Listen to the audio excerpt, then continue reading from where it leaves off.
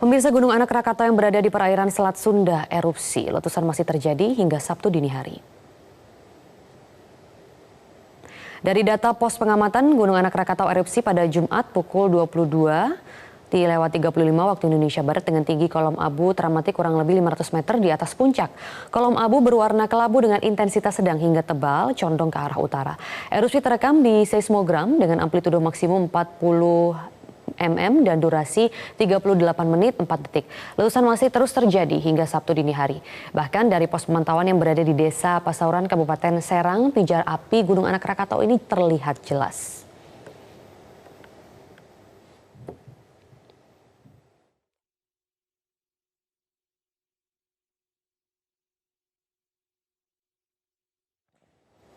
Ya, untuk mengetahui bagaimana kondisi terkini pasca letusan Gunung Anak Rakatau sudah bergabung bersama kami kontributor Metro TV Sefrinal Putra dari Banten, dan kita akan langsung menyapa Sefrinal. Sefrinal, ini terdengar letusannya cukup jelas bahkan di beberapa wilayah yang ada di Jakarta. Nah, sebenarnya bagaimana kondisi saat ini di sana? Ya Maria, kondisi saat ini dapat saya informasikan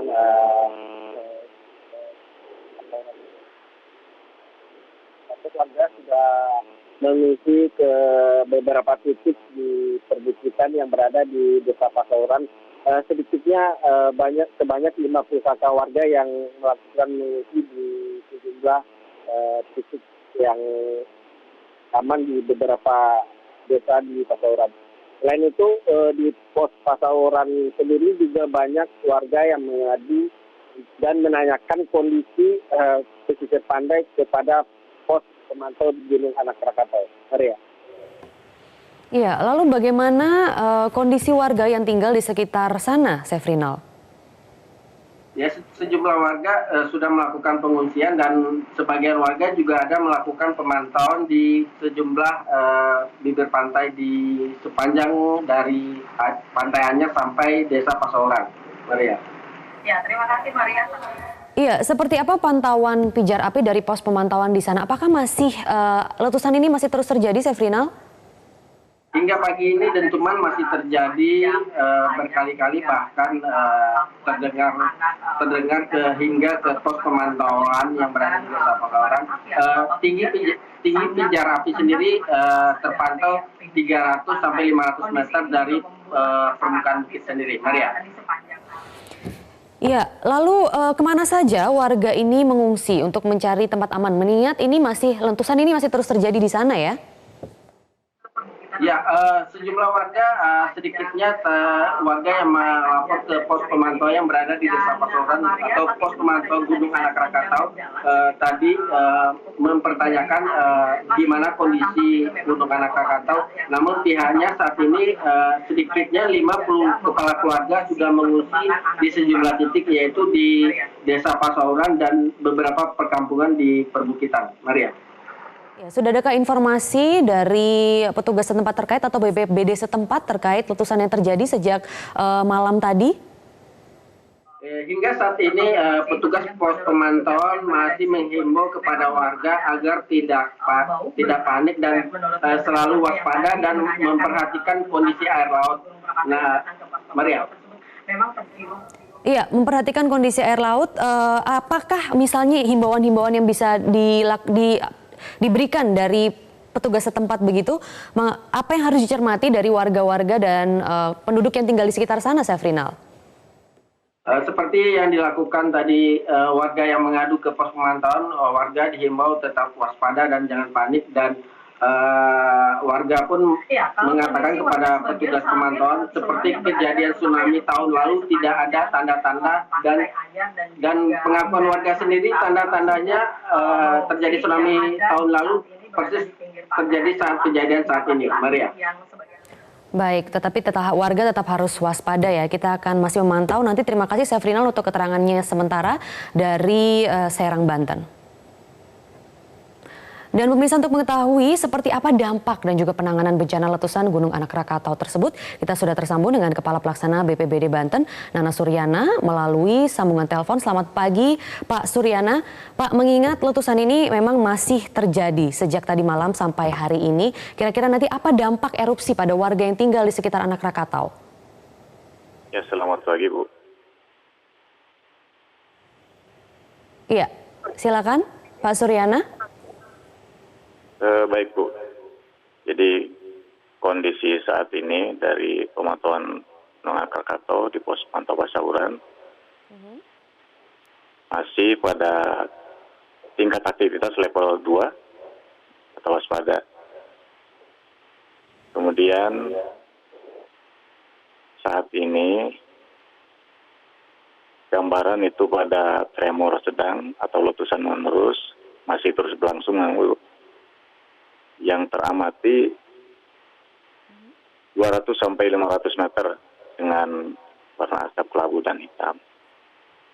Kemudian, ya tentunya kita harapkan kepada masyarakat untuk tetap tenang dan tetap waspada dengan jarak aman kurang lebih 2 km dari Gunung Anak Krakatau.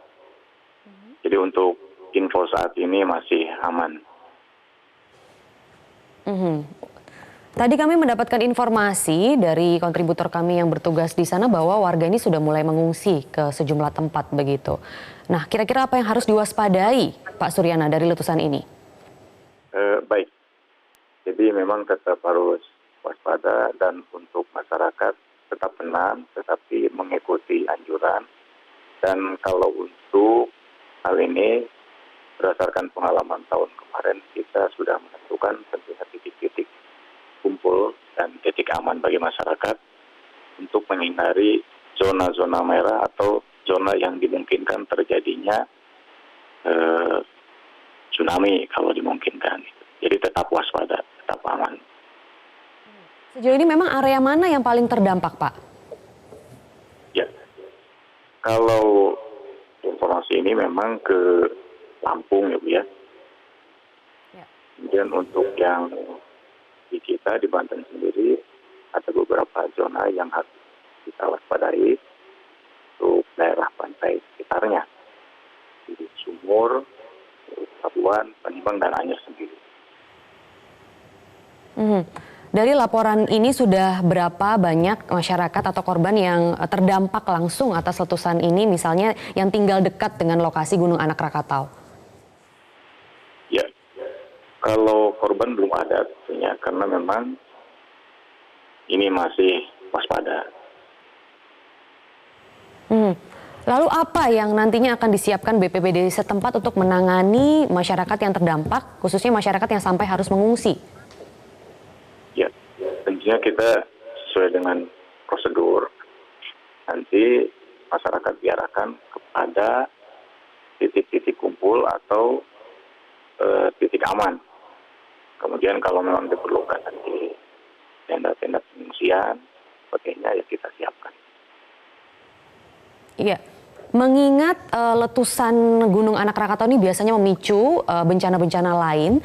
Nah, ini apa yang nantinya, langkah apa yang sudah dipersiapkan oleh BPBD terkait dengan bencana susulan yang mungkin terjadi setelah ini, Pak Suryana? Ya, baik. Kita berharap memang tidak terjadi bencana susulan karena memang diinformasikan untuk material yang kemarin pada saat terjadi tsunami ini sudah jadi ya. Untuk saat ini ya tentunya kalau nanti terjadi kita lakukan evakuasi dini terhadap masyarakat terutama yang terdampak letusan ini Bu. Ya, mengingat ini sedang ada pandemi COVID-19, adakah penanganan khusus Pak Suryana? Ya, tentunya protokoler terkait dengan pandemi COVID-19 ini tetap kita perlakukan. Ya, nanti masyarakat dengan sekarang distancing sosial dan distancing fisikal tentunya kita tetap terapkan itu sehingga yang terkait dengan penyebaran COVID ini juga karena ada bencana ini tentunya nanti kita harapkan tidak menjadi meluas. Ya, kita juga harapkan demikian. Terima kasih Kepala Pelaksana BPBD Banten, Nana Suryana, sudah memberikan keterangan lewat sambungan telepon.